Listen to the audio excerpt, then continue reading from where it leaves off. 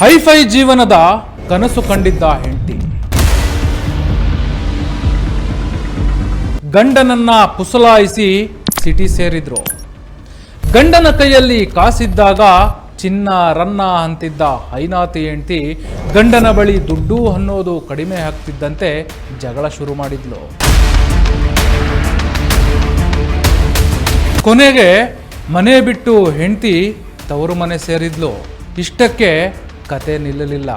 Social ಮೀಡಿಯಾದಲ್ಲಿ ಗಂಡನ photo ಹಾಕಿ RIP ಅಂತ ಪೋಸ್ಟ್ ಮಾಡಿ ಹೆಂಡತಿ ಶಾಕ್ ಕೊಟ್ಟಿದ್ದಾಳೆ.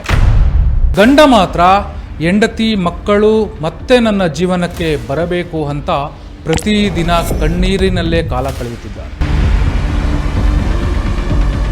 ಹೇಗಾದರೂ ಮಾಡಿ ಹೆಂಡತಿ ಮತ್ತು ಮಕ್ಕಳನ್ನ ಮನೆಗೆ ಕರೆತರಬೇಕೆಂಬ ಆಸೆಯಿಂದ ಗಂಡ ಹೆಂಡತಿಯ ಮನೆ ಕಡೆ ಹೊರಡ್ತಾನೆ. ಹೆಂಡತಿಯ ಮನೆ ಕಡೆ ಹೋಗಿದ್ದಂತಹ ಗಂಡನ ಮೇಲೆ ಖಾರದ ಪುಡಿ ಎರಚಿ ರಾಡ್ ಮತ್ತು ದೊಣ್ಣೆಯಿಂದ ಮನಸೋ ಇಚ್ಛೆ ಹಲ್ಲೆ ಮಾಡಿ ಆರೋಪಿಗಳು ಎಸ್ಕೇಪ್ ಆಗಿದ್ದಾರೆ ಎಂಬ ಗಂಭೀರ ಆರೋಪ ಕೇಳಿ ಬಂದಿದೆ. ಅಷ್ಟಕ್ಕೂ ಈ ಘಟನೆ ನಡೆದಿರೋದಾದ್ರೂ ಎಲ್ಲಿ? ಆ ಗಂಡನ ಪರಿಸ್ಥಿತಿ ಈಗ ಹೇಗಿದೆ? ಗಂಡ ಹೆಂಡತಿ ಜಗಳ ರಕ್ತದೋಕುಳಿಯವರೆಗೂ ಹೋಗಿದ್ದಾದ್ರೂ ಹೇಗೆ ಅಂತೀರಾ?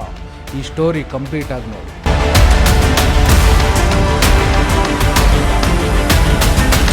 ಹೀಗೆ ಪುಡಿ ಪುಡಿಯಾಗಿರುವ ಕಾರು, ಮತ್ತೊಂದು ಕಡೆ ಪೊಲೀಸ್ ಠಾಣೆ ಮುಂದೆ ಸೇರಿರೋ ಜನರು, ಎಲ್ಲ ದೃಶ್ಯಗಳು ಕಂಡು ಬಂದಿದ್ದು ಚಿಕ್ಕಬಳ್ಳಾಪುರ ಜಿಲ್ಲೆಯಲ್ಲಿ. ಹೌದು, ಚಿಕ್ಕಬಳ್ಳಾಪುರ ಜಿಲ್ಲೆಯ ಶಿಡ್ಲಘಟ್ಟ ತಾಲೂಕಿನ ದೊಡ್ಡತೇಕಹಳ್ಳಿಯ ಕುಮಾರ್ ಎಂಬಾತ ಗೌರಿಬಿದನೂರು ತಾಲೂಕಿನ ಸಾಗನಹಳ್ಳಿಯ ಅನುಜಾ ಜೊತೆ ಕಳೆದ 9 ವರ್ಷದ ಹಿಂದೆಯೇ ಮದುವೆ ಆಗಿತ್ತು. ಇನ್ನು ಇವರಿಬ್ಬರ ಸುಖ ದಾಂಪತ್ಯಕ್ಕೆ 2 ಮುದ್ದಾದ ಮಕ್ಕಳು ಕೂಡ ಇದ್ದಾರೆ. ಗಂಡ ಕುಮಾರ್ ಸ್ವಂತ ಕಾರ್ ಇಟ್ಕೊಂಡಿದ್ದು ಬೆಂಗಳೂರಲ್ಲಿ ಕಾರು ಚಾಲಕನಾಗಿ ಕೆಲಸ ಮಾಡಿಕೊಂಡು ಜೀವನ ಸಾಗಿಸ್ತಾ ಇದ್ರು. ಕುಮಾರ್ ತನ್ನ ಹೆಂಡತಿಯ ಆಸೆಯಂತೆ ಪೋಷಕರನ್ನ ಬಿಟ್ಟು 5 ವರ್ಷಗಳ ಹಿಂದೆಯೇ ದೇವನಹಳ್ಳಿಯಲ್ಲಿ ಬಾಡಿಗೆ ಮನೆ ಮಾಡಿ ವಾಸವಾಗಿದ್ರು ಎನ್ನಲಾಗಿದೆ. ಆದರೆ ಕಳೆದ 5-6 ತಿಂಗಳಿನಿಂದ ದಂಪತಿಯ ನಡುವೆ ಆಗಾಗ ಗಲಾಟೆ ಜಗಳಗಳು ಹೆಚ್ಚಾಗ್ತಾ ಇತ್ತು.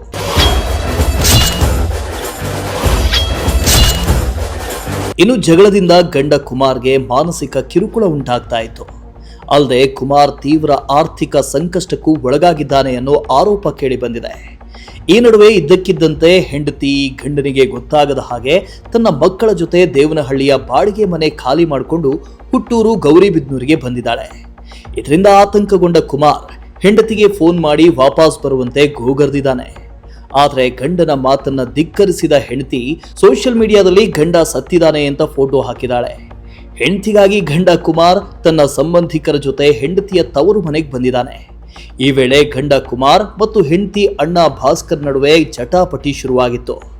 ಭಾಸ್ಕರ್ ತನ್ನ ಸಂಬಂಧಿಕರಾದ ಸುರೇಶ್, ವೆಂಕಟೇಶ್ ಸೇರಿದಂತೆ ಇತರರನ್ನ ಕರೆಸಿ ಕಾರನ್ನ ಪುಡಿ ಪುಡಿ ಮಾಡಿ ತಂಗಿ ಗಂಡ ಅಂತನೂ ನೋಡದೆ ಕುಮಾರ್ ಹಾಗೂ ಸಂಬಂಧಿಕರ ಮೇಲೆ ಖಾರದ ಪುಡಿ ಎರಚಿ ದೊಣ್ಣೆಗಳಿಂದ ಹಲ್ಲೆ ನಡೆಸಿದ್ದಾರೆ ಅಂತ ಆರೋಪ ಮಾಡಿದ್ದಾರೆ. 15 ದಿನದಿಂದ ಗಲಾಟೆ ಆಗಿದ್ರೆ ಇವ್ರನ್ನ ಒಂದು ಮಾಡೋಕ್ಕಂತ ನಾವು ಸುಮಾರು ಸತಿ ನ್ಯಾಯ ಪಂಚಾಯತಿ ಎಲ್ಲ ಮಾಡಿದ್ರಿ, ಆದರೂ ಸೆಟ್ ಆಗಲಿಲ್ಲ.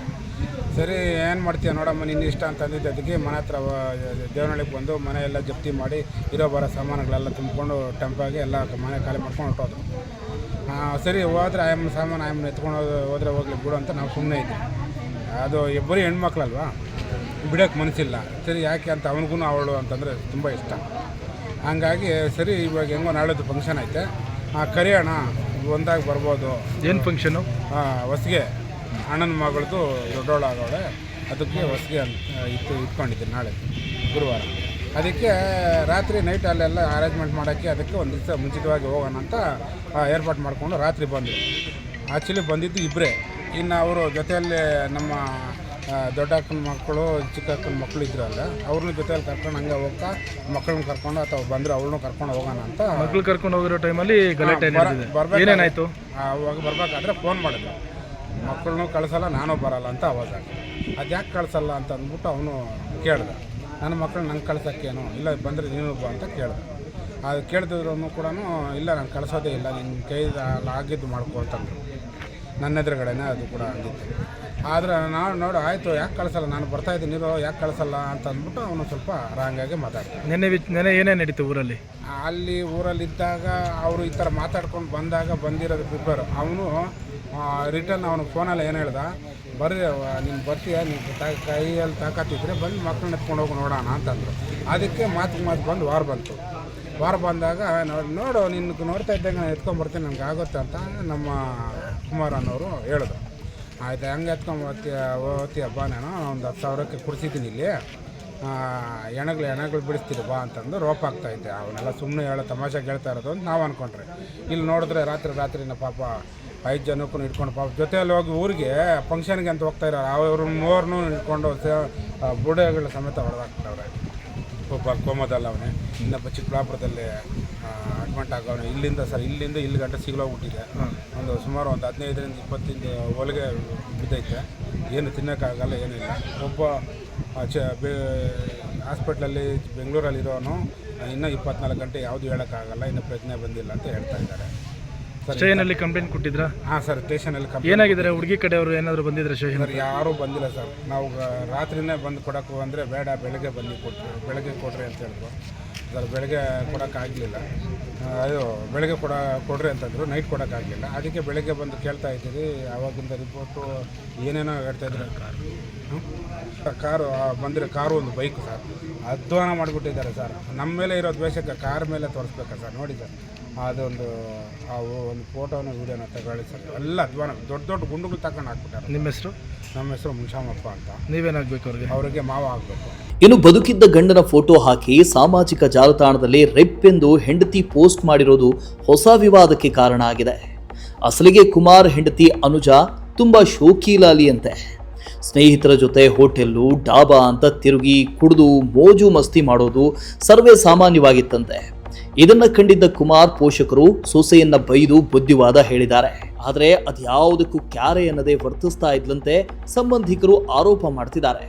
ಟೂರ್ಸ್ ತಗೊಂಡು ಹೋಗ್ತಾರೆ ಅಂತಾರಲ್ವಾ, ಯಾರಾದ್ರೂ ಕಿಲ್ಬಿರ್ದಿರೋ ಟೂರ್ಸ್ ತಗೊಂಡು ಹೋಗ್ತಾರೆ. ನೀವೆಲ್ಲ ಹೋಗಿದ್ದಕ್ಕೆ ಏನ್ ವಿಚಾರಕ್ಕೆ ಗಲಾಟೆ ನಡೀತು ಏನು ಅಂತ? ಏನಿಲ್ಲ ಸರ್, ನಾವೇನು ಮಾತಾಡಿಲ್ಲ. ಅಲ್ಲಿ ಹೋಗಿ ನಿಂತ್ಕೊಂಡಿದೀವಿ ಅಷ್ಟೇ.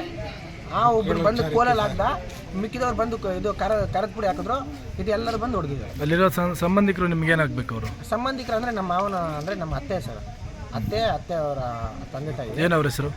ಗಂಗಪ್ಪ ಅಂತ, ಇನ್ನೊಬ್ಬ ಗಂಗರತ್ನಮ್ಮ ಅಂತ. ಅವರ ಮಗನ ಹೆಸರು ಬಂದ್ಬಿಟ್ಟು ಇದು ಭಾಸ್ಕರ್ ಅಂತ, ಬಾಲು ಅಂತ. ನೀವು ಎಷ್ಟು ಜನ ಹೋಗಿದ್ರಿ ಮಕ್ಕಳನ್ನ ಕರ್ಕೊಂಬರಕ್ಕೆ? ಸರ್ ನಾವು 5 ಜನ. ನಾವು ಕೆಲಸ ಮಾಡೋದು ದೇವನಹಳ್ಳಿ ಸರ್. ನಮ್ಮ ಸ್ವಂತವ್ರು ಬಂದ್ಬಿಟ್ಟು ದೊಡ್ಡಕಳೆ ಅಂತ.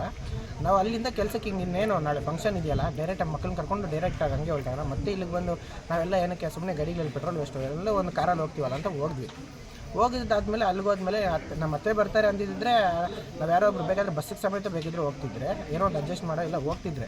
ನಮ್ಮ ಅತ್ತೆ ಬರಲ್ಲ, ಇಲ್ಲ ಮಕ್ಕಳನ್ನಾದ್ರೂ ಕರ್ಕೊಂಡು ಹೋಗೋಣ ಅಂತ ಹೋದಾಗ ಅವರು ಬೇರೆ ಮಾತಾಡಿಲ್ಲ. ಅನುಜಾ ಅಂತ ಬೇರೆ ಮಾತು ಮಾತಾಡಿಲ್ಲ. ಫಸ್ಟ್ ಅವರೇ ಹೊಡೆದಿದ್ದು, ಎಲ್ಲ ಅವರೇ ಕಾರದ ಕೂಡ ಎಲ್ಲ ಅವ್ರು ಹೊಡೆದಿರೋದು. ಬಟ್ ಈಗ ನಮ್ಮ ಮೇಲೇ ಎಲ್ಲ ಉಲ್ಟಾ ಆಗ್ತಿದ್ದಾರೆ. ನಿಮ್ಗೇನಾಗಿದೆ?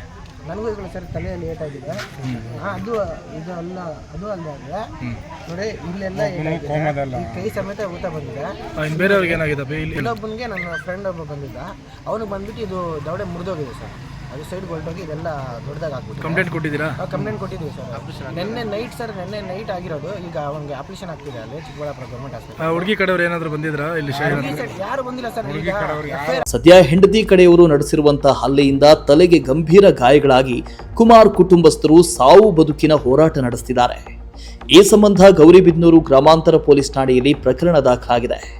ಒಟ್ಟಾರೆ ಕುಟುಂಬ ಕಲಹದ ನಡುವೆ ಗಂಡನ ಮೇಲಿನ ಹಲ್ಲೆ ಆರೋಪ ಹಾಗೂ ಸಾಮಾಜಿಕ ಜಾಲತಾಣದ ಪೋಸ್ಟ್ ಇದೀಗ ದೊಡ್ಡ ಚರ್ಚೆಗೆ ಕಾರಣವಾಗಿದ್ದು, ಪ್ರಕರಣದ ತನಿಖೆ ಬಳಿಕ ಸತ್ಯಾಸತ್ಯತೆ ಹೊರಬರಲಿದೆ.